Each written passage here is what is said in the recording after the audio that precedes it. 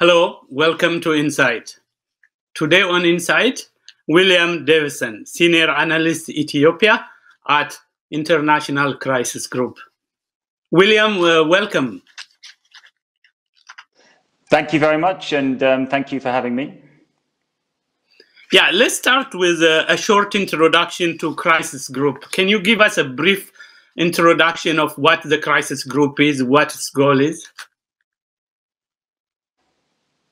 Yes, sure. Crisis Group is an international NGO that focuses on conflict research and analysis. So it focuses on essentially work that is geared towards trying to suggest solutions for political crises that have a risk of or involve deadly conflict. And we also focus on deadly conflict itself. So we do research, we produce reports, we publish those reports, and then we do a certain amount of advocacy work based upon our conclusions as well. And so we sort of make recommendations, whether in public or via the reports or in forums like this, or we do private advocacy work, talk to governments, other stakeholders and international organizations about our findings and our thinking. Okay, so primarily today we will be talking about the conflict in the northern part of Ethiopia. Give us a brief status of where we are today. What the conflict looks like at the moment? Sure. As your viewers will know, the conflict broke out in November between the federal government and at that time Tigray's government. I think in November we saw very significant territorial gains by the federal military of Ethiopia, which was supported by forces particularly from the neighboring Amhara region. And there was also the participation of Eritrea's military in the intervention. But in November, we saw those rapid gains. Tigray's government was removed from power at the end of November. And then they fled into mostly rural areas, predominantly in central Tigray, we believe. I think December was probably characterized by the ousted leadership of Tigray, predominantly trying to survive, I would say. There was a very heavy and sustained aerial campaign, and obviously they had lost control of the regional government apparatus. They had removed themselves from Tigray's towns and cities. So I think they were trying to survive and trying to re-strategize. And during that period, we saw the killing and capture of some of the Tigrayan political and military leaders who are wanted for crimes sort of related with treason, particularly for the attempt by Tigray's government to take over the northern command of the federal military, which occurred just before the outbreak of the war. Nothing is undisputed about this conflict, but so it's always hard to be authoritative about the picture. But I would say this year in January and February and going into March, that ousted Tigray leadership and what has become known as the Tigray Defense Forces seems to have consolidated its position and taken hold in rural areas of Tigray. There is still fairly regular, serious incidents of conflict at the moment, particularly to the southwest of Mekelle. There are also ambushes and that type of thing. And so now it appears that the conflict is somewhat entrenched with the federal government and allied forces, particularly controlling towns and cities. But of course, the Amhara forces control Western Tigray, and the Eritrean military has control of a swathe of northern territory. But anyway, the federal military is in control of towns and cities, but those Tigray Defense Forces do appear to have a fairly solid grip on rural areas especially in central Tigray. So that's sort of our understanding of the conflict situation at the moment. Okay, I want to go back though, and I know you have traveled to Mekelle and you have published a couple of research to address the root causes of the problem. Actually, you published a couple of pieces before the conflict started. So I think I would like you to briefly introduce us to your findings of what the root causes of the conflict are, and also what precipitated the war. Well, we have to be careful with phrases like root causes, of course, because then it's a question of, how far do we go back? And I think, we could go back almost as far as you want. But what Crisis Group was focused on last year particularly was the relations that had deteriorated between the Tigray leadership and the federal government. So therefore, between the leadership of the Tigray People's Liberation Front and what became the Prosperity Party in 2019. There was, of course, the TPLF's refusal to join Prosperity Party. I think that created a sort of important structural tension in the federation, with Tigray being the only regional government that was not governed, not ruled by the Prosperity Party. And of course, this was on the back of a very bitter political dispute where the TPLF had lost a lot of federal power in 2018 when the new leadership took office. And then there were, of course, the allegations from the federal government that the TPLF was, for example, stoking conflict across Ethiopia. That was rejected by the TPLF, and instead they and many Tigrayans said that Tigrayans were being victimized and were being accused of all sorts of crimes that they did not commit. And this was just part of a much broader political dispute, which we could sort of categorize as problems stemming from the internal rifts within the EPRDF, which eventually led to the EPRDF's dissolution. But to get back to what Crisis Group was focused on last year, that was really relating to the electoral situation and the constitutional dispute that followed. Again, as your viewers will know, COVID-19 led to an election delay. There was then a decision to extend all government terms past their constitutional term limits after that constitutional inquiry process. And of course, Tigray's leadership, meaning the TPLF as the ruling party, they did not accept this. And they did not accept it to the extent that they said they were not willing to extend the terms, their own terms, past the constitutional limit, and that it was a necessity to run a regional election. They went ahead and ran their own election autonomously. That was ruled illegitimate by the federal government. The TPLF government in Tigray said the federal government was unconstitutional after its term limit expired.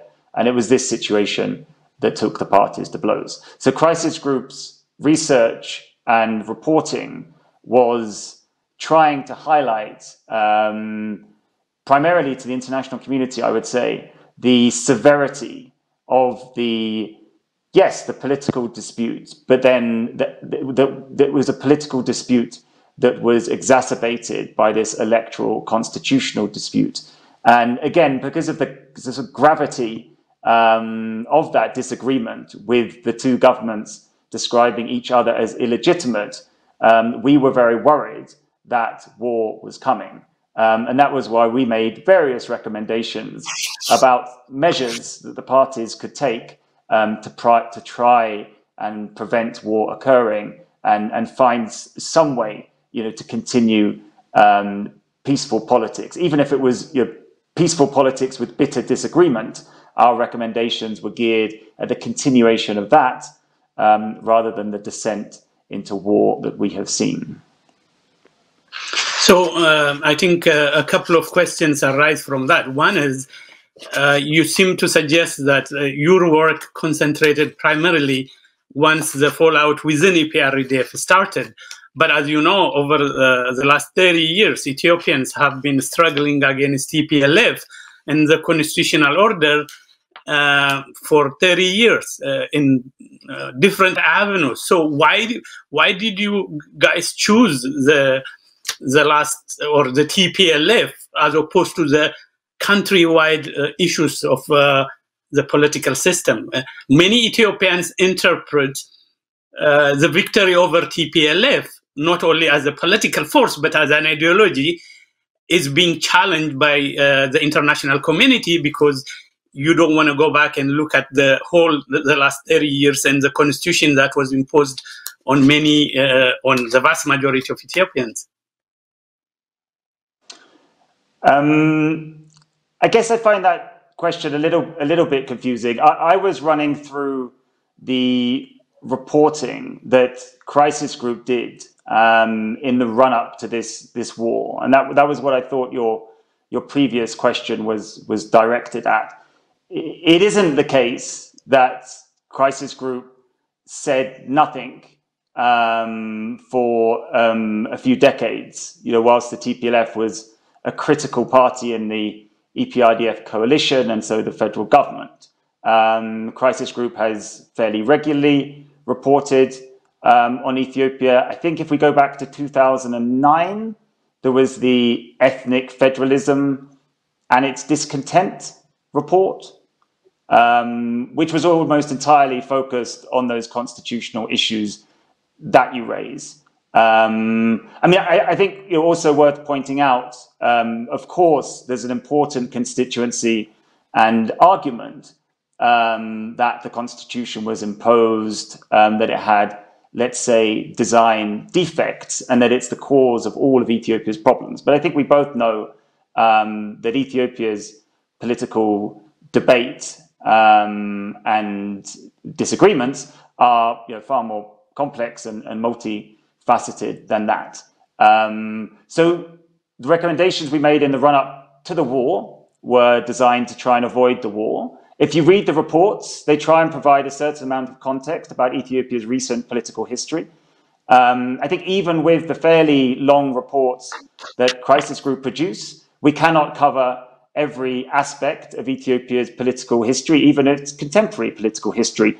We try and focus on the situation, the critical situations that are in front of us. So there is certainly no intention to ignore the perceived injustices of the system and that type of thing. But like I say, because of the pressing situation that we were examining, that's why the reports were primarily focused on how to avoid the eruption of a deadly conflict. As you know, the TPLF started arming itself and training military forces well before the election was postponed. As I think you know that, and the cause of the election really is it's very hard to argue that the cause of the war is the election, as you stated in your different reports, in multiple reports, as you stated. The underlying cause of the country is on how to govern Ethiopia, from the constitution to the federal system and all that. So, when we look at that, most of the West seems to concentrate on the current conflict as opposed to the fundamental or the structural issues that caused the problem. What do you think? Yeah, a couple of things there. So let's start with the issue of Tigray's government arming itself. I think that's widely accepted. Certainly, in the run-up to war, Tigray's display of military strength was visible on their regional broadcaster and that type of thing. And we'd seen military parades before that. I think the reason that Crisis Group and many others were so concerned was the increasingly bitter rhetoric, was the positioning that the various parties had taken. Of course, if you remember, when the Prime Minister first addressed the issue of Tigray autonomously running an election, he raised the prospect that it might lead to war. And so perhaps that might have triggered, increased alertness from the Tigrayan authorities. I mean, ultimately, of course, what we had is a complete breakdown of trust, let's say. And the Tigrayan perspective is that during this period of the past couple of years, during the reforms that occurred, the changes that occurred since Prime Minister Abiy Ahmed took place, the Tigrayan perception was that they were so-called encircled by enemies. They saw a federal government which they considered increasingly hostile to themselves, an Amhara regional government that, as they saw it, had designs on Tigrayan territory. And then, of course, we have the issue of President Isaias Afwerki and Eritrea and the peace deal. You will also remember that when President Isaias first addressed the issue of the TPLF in the context of the rapprochement between Ethiopia and Eritrea, he said that it was game over for the TPLF and the system that they designed. So, yes, there is absolutely no doubt that there was an arms build-up in Tigray, but the Tigrayan perception, and we can see some of the reasons for that, is that they were encircled by enemies and therefore they needed to defend themselves. You will also recall when the Prime Minister spoke to Parliament after the removal of the TPLF-run government from Mekelle, he explained that, for example, Ethiopia's drone capacity had been built up covertly. So there are some indications, at least, that it was not just the TPLF leadership in Tigray's government that was arming themselves in the run-up to this war. I think maybe it might be better just to sort of ask you to be a bit more specific about the sort of second part of the question. What I would say is that, my understanding of the 2015 protests that arose is that they had different actors and different motivations, but they did align, the objectives did align in some areas. Generally, people were talking about doing away with an authoritarian system, of course. And they were also talking about doing away with what they saw as the TPLF's disproportionate influence in the federal government. These were objectives that were shared by the Oromo protesters, by the Amhara protesters. And of course, the TPLF was held responsible for that authoritarian system. The problem, as I see it, and as it's described in crisis group reports and elsewhere, is that yes, there were those shared objectives. And yes, absolutely, many Ethiopian activists and many Ethiopian people see the constitutional order primarily designed by the TPLF and then managed by the EPRDF that they dominated as the source of all of Ethiopia's problems. But that is not how Oromo nationalists, for want of a better phrase, see it. They also vigorously protested against the TPLF minority rule and an end to the authoritarian system run by the EPRDF. But of course, many people in Oromia saw that as a chance for Oromia to achieve genuine autonomy within a democratized federation. So yes, I think at Crisis Group and generally in the international community, I think there's an understanding of the opposition, not just to the TPLF, maybe for alleged corruption or human rights abuses, but also for the constitutional system. But I think we have to be clear and we have to be honest that that is not an objective and a complaint that by any means is shared by all of Ethiopia's opposition landscape. No, I agree. I mean, I agree. There are significant political forces that advocate the existing political order based on ethnicity, but also there is a significant political base for pan-Ethiopian politics. But I mean, this brings us to your organization and the West. The West has always advocated identity politics never leads to democracy, and also identity politics, as we saw in Rwanda, as we saw in Yugoslavia, will result in civil war. So while realizing or while recognizing the reality on the ground, why didn't the international community, including crisis group, address it in two different parts? One is the strategic danger of ethnic politics and how to move away from it while respecting the just demands entangled within ethnic politics, but also the political mechanism how to move forward. But I mean, I think I am a little confused. Why is it that the existing system, the danger of the existing system is not realized by the West? What makes you say it's not realized, those dangers, by the West? And also, the West is just not a very informative term, right? I mean, you're referring to crisis group as part of the West, but I mean, evidently, many actors, governments, I speak to them, diplomats, journalists, academics, to some extent institutionally, of course they realize the dangers of ethnic politics. So I think you have to be just be a little bit more specific. I think I can answer the question, but I think it would also be helpful if you were a little bit more specific. No, I based my question on the West because of the response. We are looking at the foreign minister of Finland lecturing Ethiopians and the State Department with a long history. I mean, I'm basing that based on the response that is coming. I would. That's where I'm basing it on. Sorry, I can answer that. Okay. There's many people in the West, I would say, who realize the dangers of ethnic politics in Ethiopia and elsewhere. But just because they realize the danger of ethnic politics does not automatically mean that logically they should support what is happening in Tigray at the moment.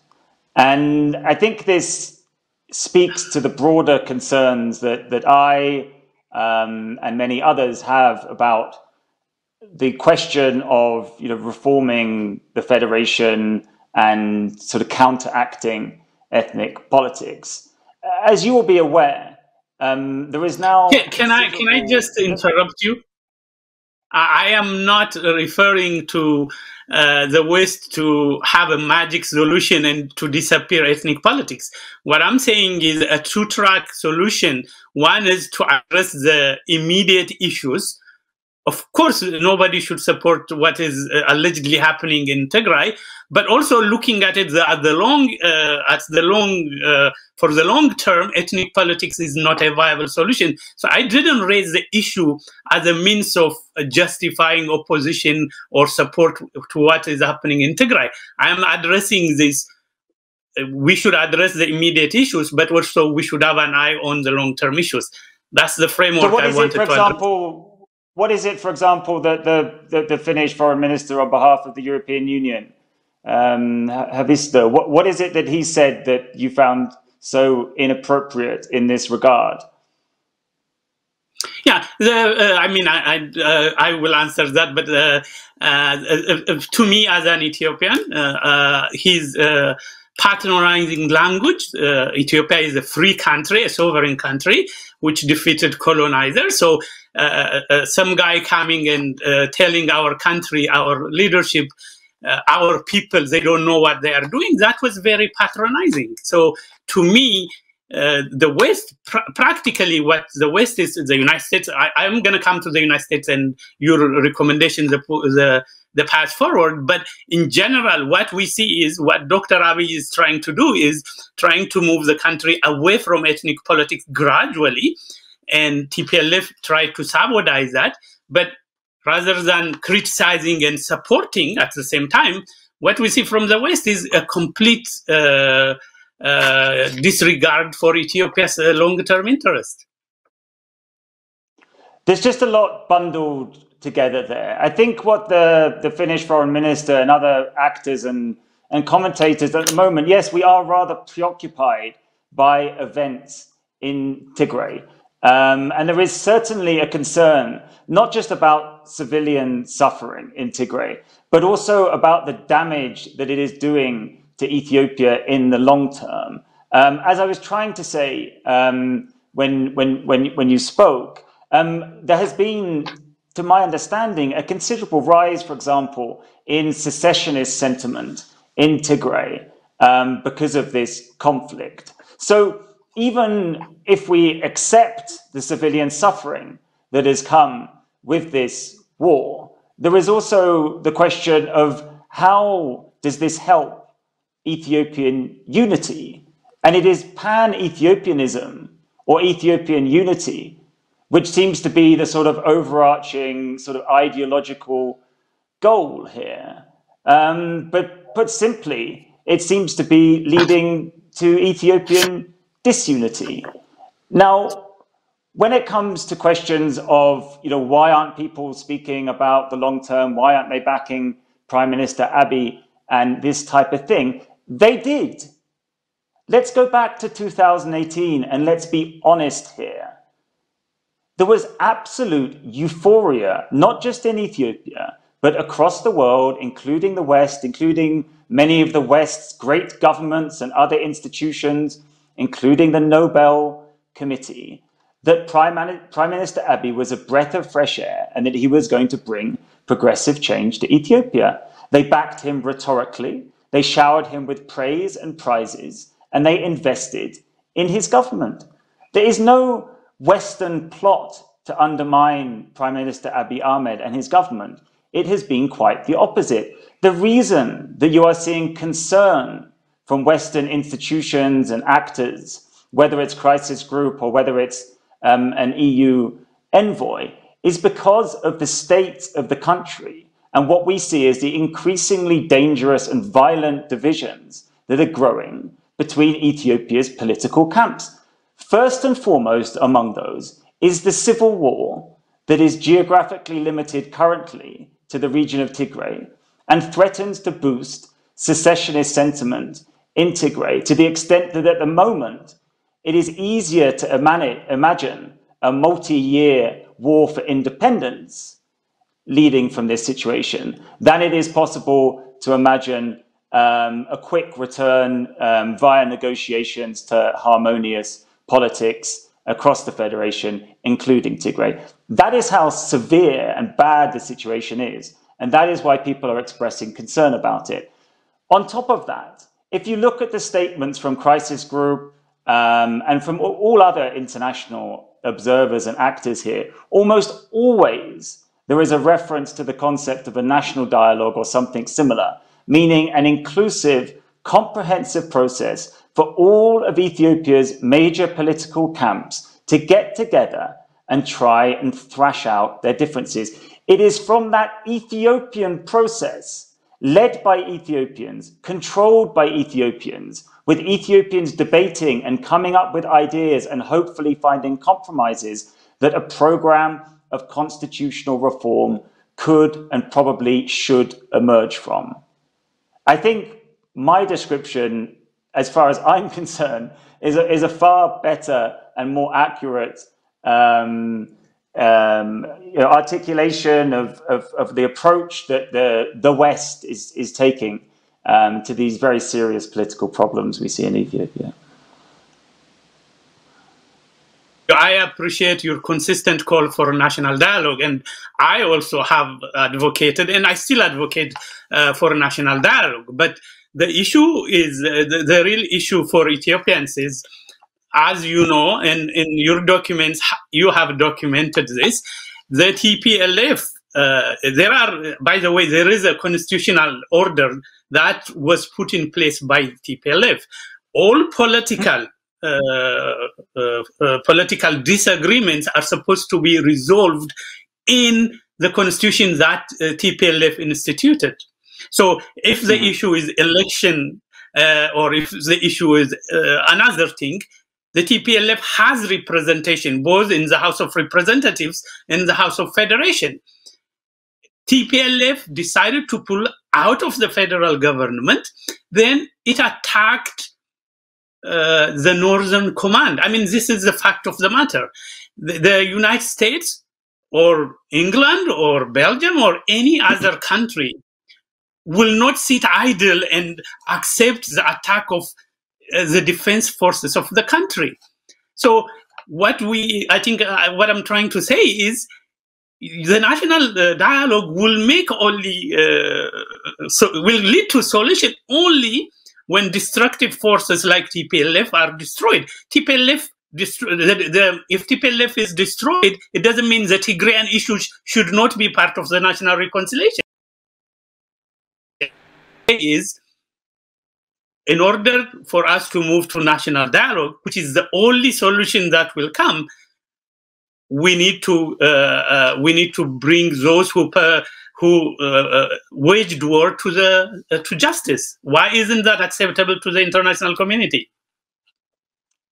Going back to my answer about the build-up to war here, I certainly have some sympathy for the argument that that the constitutional federal institutions, they looked at this political problem that was created by the election delay, and they made their decision. And I certainly think there's an argument that decision of those mandated federal institutions should have been respected. And I think you could see that as the final nail in the political dispute. I think all actors could have taken steps to avoid war, and absolutely the leadership of the TPLF and the leadership of Tigray's government clearly could have played this differently. Tigrayans will tell you that there was all sorts of popular pressure to push ahead with the election. But that aside, I think there is certainly an argument that that process and the decisions, the constitutional interpretation, should have been accepted. As we move towards the outbreak of war, yes, Tigray's government tried to forcefully take over as much of the Northern Command stationed in Tigray as possible.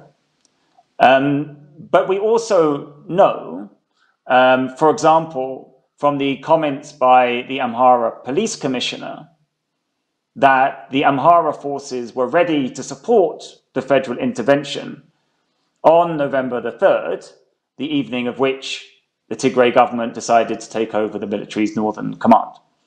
So the TPLF argument is that it was a preemptive move, preemptive because there was about to be a federal intervention. And the Amhara preparation, as described by the Amhara police commissioner in his recently released book, would suggest that there was certainly some preparation from the federal government and, as it happens, Amhara's regional government for the conflict.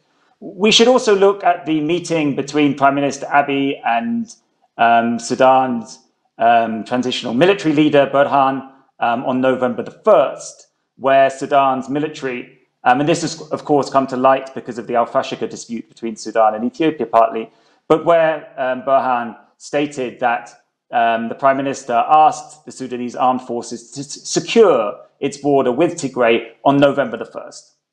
So that was 2 days before the attack on the Northern Command.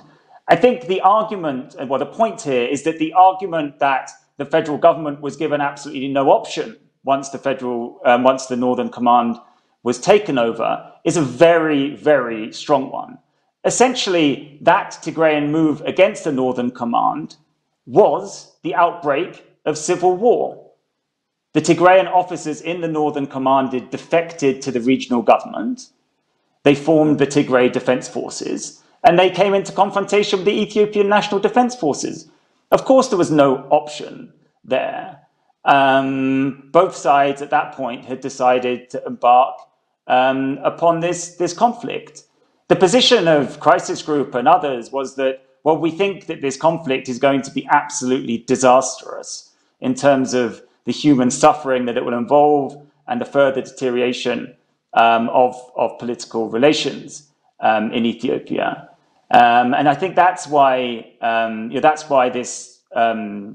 that's why the call for negotiations was there, and also that's where there is this understanding of the build-up to war, where yes, the takeover of the Northern Command gave the federal government no option, but there does seem to be some fairly strong evidence that the federal military was preparing to intervene in Tigray to remove Tigray's government, therefore arguably legitimizing this preemptive claim from the Tigrayan side. So you're going to have to remind me of the second part of your question. It's okay. I think before I go to how we move forward, I want to raise one issue. The first report you wrote, if I remember, in I think October, September, you went to Tigray and you came up with a briefing, and I think you wanted a dialogue between the Tigray government and the federal government. Sorry, can I jump in? Yeah. I'm sorry. What I meant to say is, with regards to this, TPLF must be destroyed. We can only have an inclusive dialogue, when Jawar is locked up, when the TPLF is destroyed. Okay, I've added the Jawar bit. I know that. Speak to the people in Tigray. Speak to the people in Oromia. If we are going to have an inclusive national dialogue, that has to involve all of the political elites who have, significant support in Ethiopia. The reason that Crisis Group was so concerned about the objective to destroy the TPLF was the relatively high levels of Tigrayan support for the TPLF. This still remains a problem. My understanding of the Tigrayan position, although obviously nobody speaks for 6 million Tigrayans and it's impossible to put their views into a soundbite, but it seems that the Tigrayan people still see the TPLF as their legitimately elected rulers. And this really is at the crux of the concerns that we have about the Tigray situation. Yes, absolutely, the dispute between the Tigray government, the federal government, the TPLF and the Prosperity Party got to an impossible stage. And that, of course, is why peaceful politics led to violent politics. But because of that Tigrayan support for the TPLF, now perhaps the Tigrayan support for the TDF, the Tigray Defense Forces, this is why we are so concerned that continuing to try and destroy the TPLF, as you put it, and as seems clear to be the aim, for example, of President Isaias and his troops, that this is going to lead not just to the type of civilian suffering we've seen since November, but if this war goes on, it could lead to something of truly catastrophic proportions. I'm sorry for interrupting you. I just remembered the second. No, that's fine. I actually appreciate that, but I just don't want to bring Jawar into it. But I will just note, I will just note that a crisis group or the State Department or the EU never mentioned anything when hundreds of Amaras and Orthodox Christians, or almost Amaras, Orthodox Christians, were killed because of the incitement of violence and by Jawar and his group.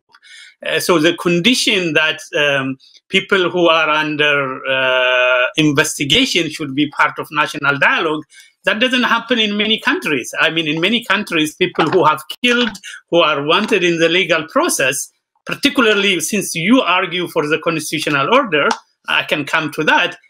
I think we should leave that to the justice system. But I wanna move forward. Mm-hmm. But I wanna emphasize, I agree with you, national dialogue with all political parties, not individual people. There are people who will present the Jawar case or the TPLF case.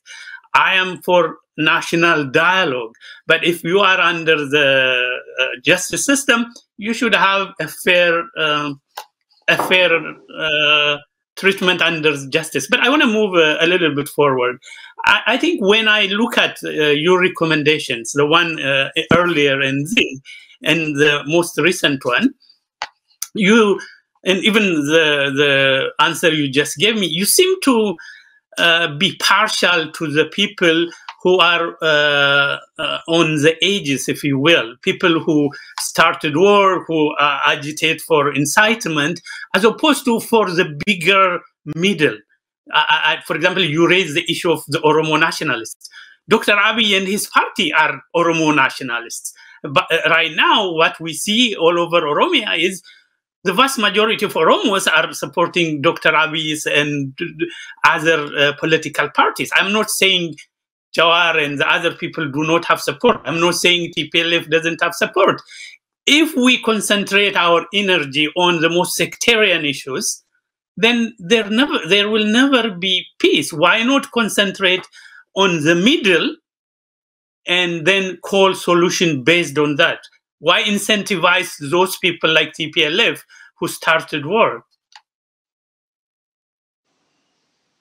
Not sure it's a question of incentivizing TPLF. I mean, essentially, I think I have a number of problems with the way that you framed that. But let me try and say something brief and constructive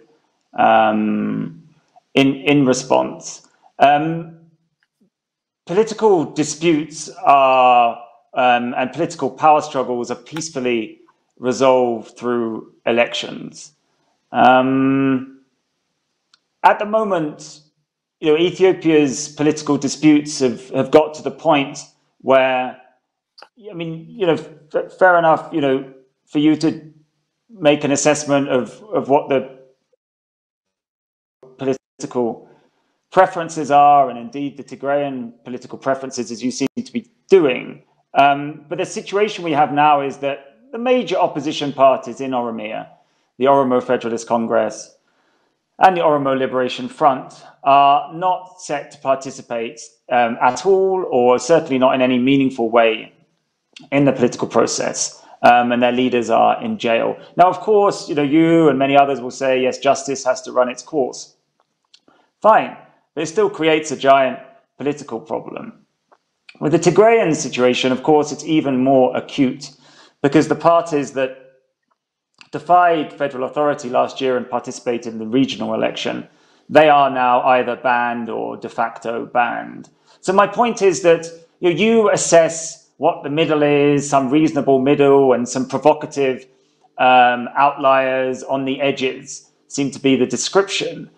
Other people might look at this situation and say, well, if we want to assess what the political preferences of the Ethiopian people are, we need to have an election where they all participate and are content with the electoral environment. And then truly, we will find out what the people's preferences are, or at least we'll have a far better idea than we have now, or than we did during the EPRDF era. So I think it's this sort of concern, this worry that there was a promise there of inclusive politics. There was a promise there of all of the forces that had been pressed into becoming rebel groups or otherwise exiled. They all came home. We were going to have a free and fair election. The Prime Minister was going to preside over it. And instead, what do we have?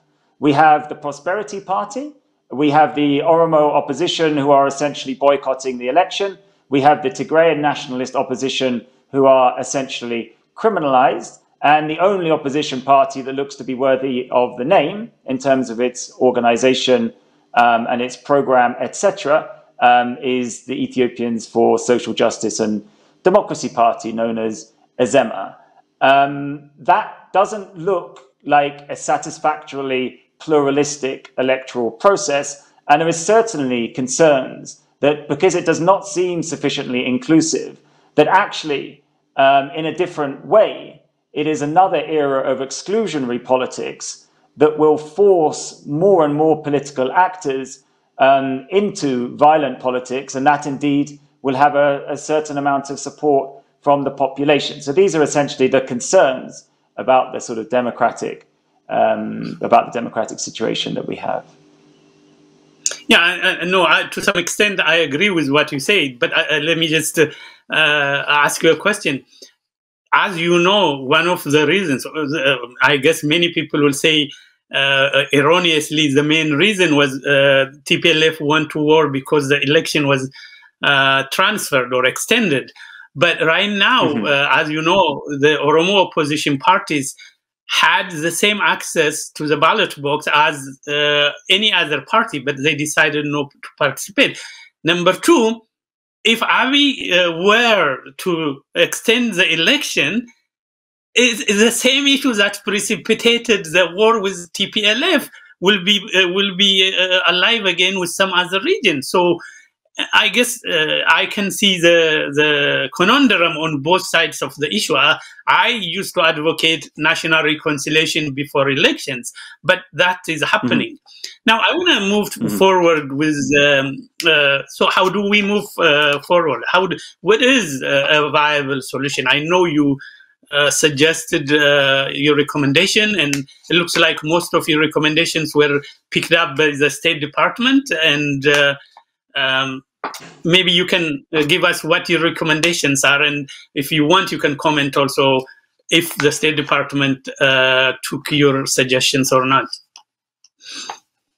To go back to your point, I think election extension obviously would be cause problems. As I said, Tigray was the only non-prosperity party region, so there is no reason to think that there would be a similar level of rebellion from another regional state. And then going back to the early days of 2019, pre-COVID, there were actually already complaints from the Oromo Federalist Congress. In particular, Jawar Mohammed had just joined the party. There were already complaints that they were being prevented from holding rallies, that they were not getting access to meeting halls, and that their offices were being closed down and that type of thing. So there was already signs of electoral suppression or repression back in 2019. But of course, that's a complicated issue. Many people would have their views on it. But going back to the situation that we have now, certainly myself and Crisis Group are most focused on the Tigray conflict. And that is because we don't see a quick resolution to this. At the outset of the war, the Tigrayan people, 2.8 million of them, had just voted for the TPLF not long before. So they were already inclined to show quite a lot of loyalty to those leaders. Since the war begun, the Eritrean military has been involved. And as you know, they have been engaged in what looks like systemic looting of public and private property. And they have committed an untold number of atrocities against civilians in Tigray. And then we have the Amhara and the Amhara-Tigray territorial issue. Amhara forces supported the intervention, and now they have laid claim to those large stretches of West Tigray and also southern Tigray. And then there is the federal intervention itself and the civilian suffering that has come through that. My point is that our understanding is that if there was a lot of Tigrayan people prepared to stick with the TPLF at the support of this war, they are now even more inclined to do so because of their outrage at some of the events that have occurred since November. This makes us think that because of that popular support for armed resistance in Tigray, that the conflict is likely to continue. If the conflict continues, then a very worrying humanitarian situation is likely to get worse. And we are likely to see more of the violent retaliations against civilians that we have seen so far in the conflict as the fighting probably intensifies. This is why there is a need for all of the protagonists here to rethink. There needs to be a return to political negotiations to try and resolve political differences. We believe that the attempt to destroy the TPLF is simply going to anger and therefore alienate the Tigrayan people even more, and thus make it even harder to resolve these major political obstacles, these major political disagreements that led to the war. The only other path through that is to say that probably Tigray in some number of years' time is no longer going to be part of the Ethiopian Federation. But if people are interested in Ethiopia's territorial integrity and pan-Ethiopianism and the unity of the federation, then I think it is imperative that there is a return to negotiations to try and resolve the political disputes that led to this war in Tigray. I want to say two points. One is the elections. You raised it a couple of times. The TPLF elections and the 2.7, 2.6 million people that voted. I remember in the old days, 2.8, which is fair. I remember in the days when the West taught 100% winning, 99% winning was something to the communist bloc, like in Russia, in China, in Cuba. I mean, today the West has reversed those criterion, and they want to tell us the fact that 2.8 million people voted is a sign of democracy. That is part of why Ethiopians are a little bit troubled by the double standard. Correct me if I'm wrong. You're wrong, and I'm gonna correct you. I mean, first of all, you're putting words in my mouth, and on this specific number, I can't actually remember the exact number of Tigrayans who voted for the TPLF. Let me turn the question round, right? Because I haven't said that this was a admirable democratic exercise. I haven't made an assessment of that here. The assessment that I'm interested in is what is the sentiment of the people of Tigray towards the TPLF, towards the federal intervention, towards Ethiopia, towards this conflict. You can make all of the arguments that you want about Western hypocrisy, and they may be valid or invalid. But if the Tigrayan people's position is that they support the TPLF and they oppose the federal intervention, then we still have exactly the same position and a predicament that I described. So really, the only thing that I'm interested in when people are making this argument, yes, we can have arguments about democracy and voting and electoral repression and control of the ruling party and incumbent bias and the party state. We can have all those conversations. But if you have evidence or a convincing argument that says I'm wrong about Tigrayan sentiment, I would be very interested in that. But I'm not hearing. But I'm just hearing some about Western hypocrisy and all the rest of it.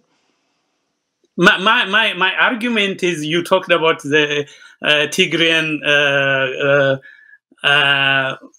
understanding or complaint, or I don't know what the right word is. But you can use the same words for the Amaras, for the Oromos, for the Ethiopians. You seem to suggest that the Tigrayans want a special privilege, or they need to. For example, you guys, you and the United States government want the Amara government or the Amara region to withdraw its troops from some of the lands. Why should they do that? I mean, TPLF took it by force. Now the Amara took it by force. What is the difference? The point there is that we have a major political problem created in Tigray, or which exists in Tigray. And there's no need for me to run through that again, because I've done so and we know what it is.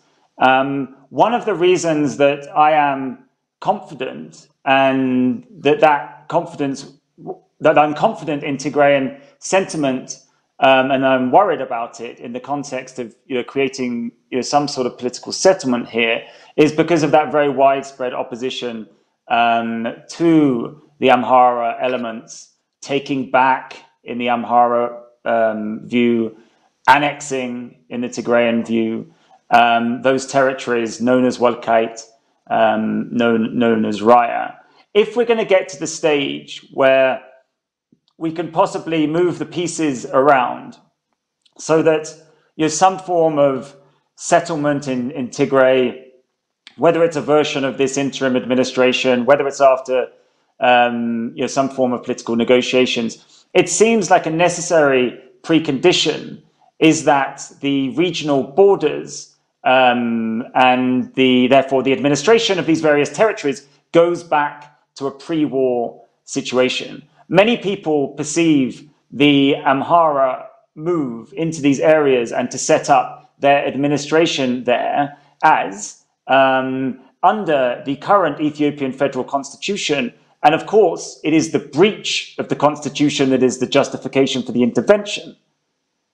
But the annexation, even if it's justified by a claim of rightfully taking back lands, that also appears to be an unconstitutional maneuver. So you talk about Western hypocrisy, but there seems to be potentially an element of hypocrisy there for those who are arguing that the Tigrayans deserve to be destroyed, the TPLF deserve to be destroyed for unconstitutional activity. But we should say nothing, and we should bless the unconstitutional annexation of these areas of Western and Southern Tigray, which I think, a strong case can be made that in strictly legal terms, that is what's occurred. And indeed, the Prime Minister of the federal government in Parliament has said that boundary disputes, he has said, again, he reiterated that they should be resolved by constitutional means. That would be, at the moment, through the work of the Boundary Commission. It would make some recommendations. It would go to the House of Federation. There would be negotiations. There would be a referenda. That would be a constitutional way of resolving this issue. I don't think that laying claim to these areas and then setting up administration on the back of this federal intervention to restore constitutional order is a particularly logical way to go about resolving that political dispute in a legal manner.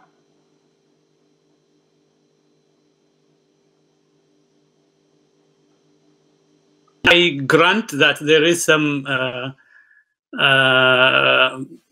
double standard on both sides. I will also remind you and the West also do not want the constitution to be in place when it comes to TPLF.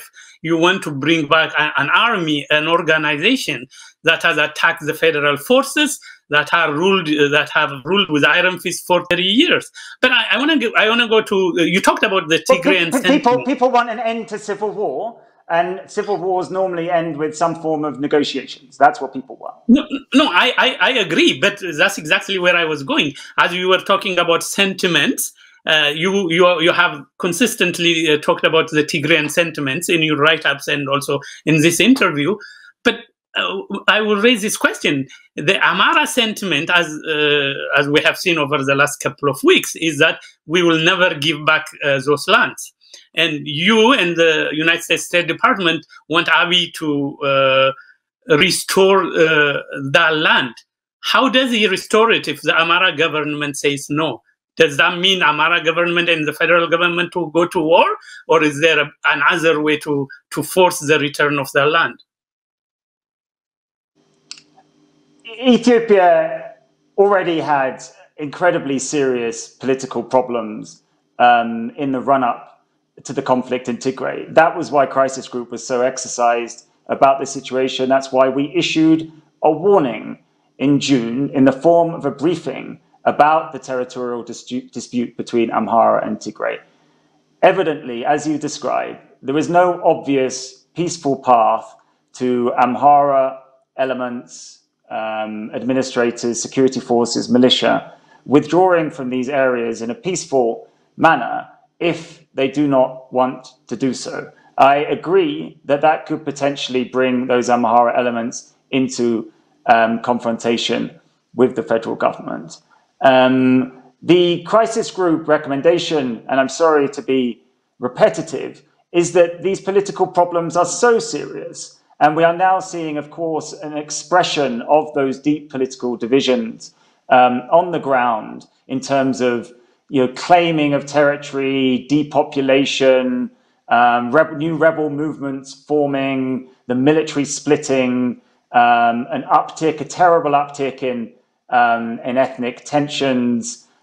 We are seeing these problems that everyone has been aware of become more and more real and more damaging every day.